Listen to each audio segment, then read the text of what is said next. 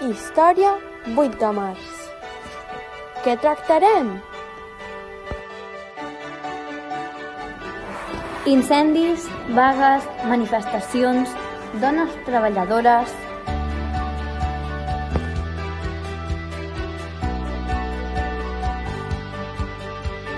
Per quin fet existeix el Dia de la Dona? Doncs perquè en una fàbrica tèxtil van morir moltes dones. Hi ha històries que diuen que una fàbrica tèxtil de Nova York va ser incendiada, però per què? Va ser a propòsit o no? Alguns diuen que va ser intencionat i altres diuen que va ser a causa d'un cigarret.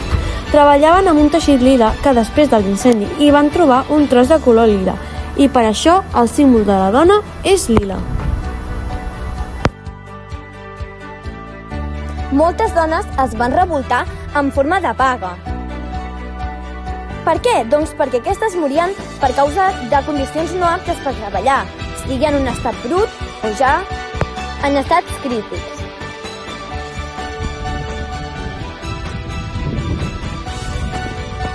En aquest incendi van haver-hi 123 dones mortes. Dones que van marcar la història. Una de les dones més importants va ser Frida Kahlo. Frida Kahlo va ser una gran pintora.